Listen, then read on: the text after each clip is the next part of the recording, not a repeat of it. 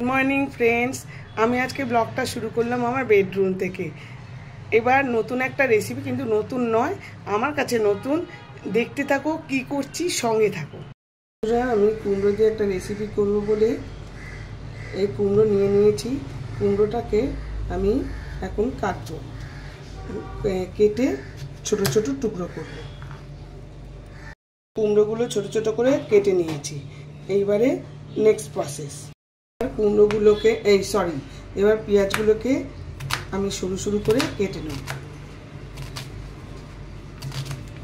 এইভাবে সরু সরু করে দুটো পেঁয়াজকে কেটে নিচ্ছি।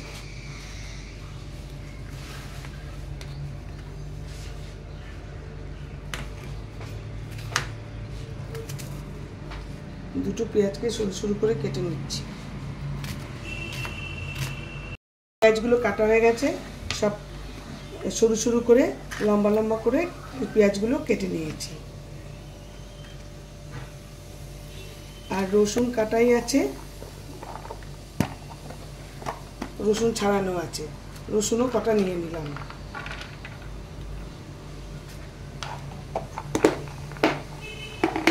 নেক্সট প্রসেস দেখাচ্ছি।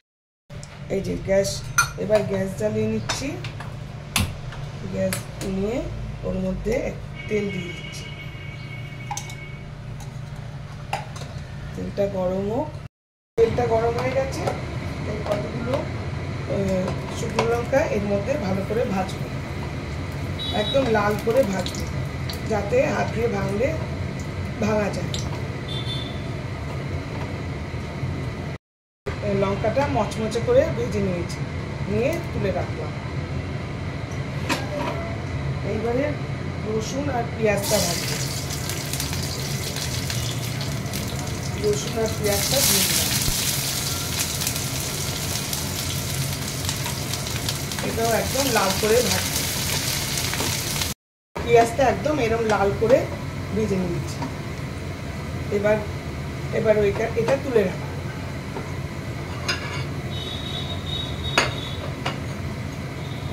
পেঁয়াজটা একদম এরকম করে মুচমুচে করে ভেজে নিচ্ছি। যেরকম শুকনো লঙ্কাটা মুচমুচে করে ভেজে নিয়েছি, পেঁয়াজটাও এরকম মুচমুচে করে ভেজে নিয়েছি। একটু কালোই হবে, নাহলে মুচমুচে হবে না, নরম হয়ে থাকবে।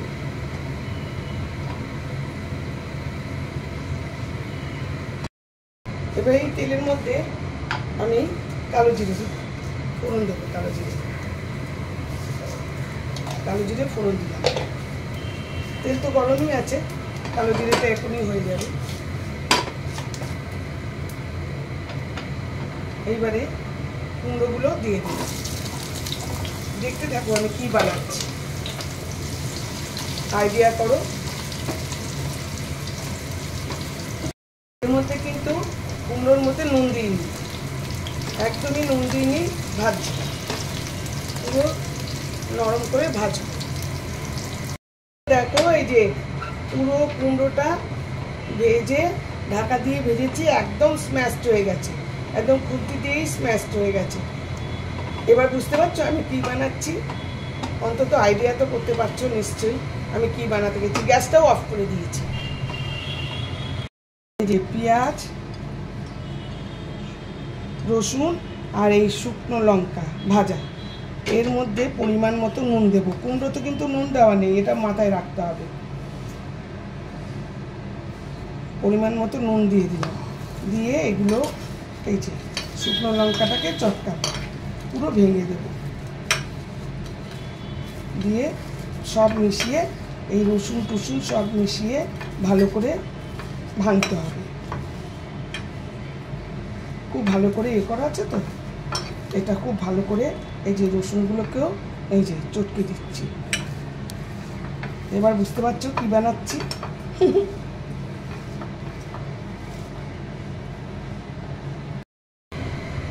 এই যে গ্যাস জ্বালিয়ে দিয়েছি, তেল দিয়ে দিয়েছি। এর মধ্যে না এই কাঁচা লঙ্কা আর টমেটোর সঙ্গে আমি কিছু কিশমিশও বেটে নিয়েছি, সেটা আমি এই তেলের মধ্যে দিয়ে দিচ্ছি। খুব সামান্য তেল দিয়েছি, কারণ অত তেল না। তোমরা ইচ্ছে করলে বেশি তেল দিতে পারো, কিন্তু আমি খুব সামান্য তেলই দিয়েছি। এবার এটাকে কষাবো। একটুখানি বেশি কষাবো। এইবারে কুমড়োটা ওর মধ্যে দিয়ে দিলাম। এবার বুঝতে পেরেছ কুমড়োর ভর্তা করছি।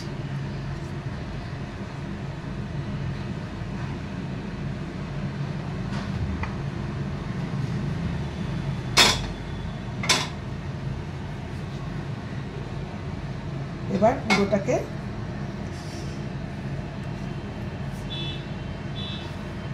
আমার কুমড়োর ভর্তা ডান।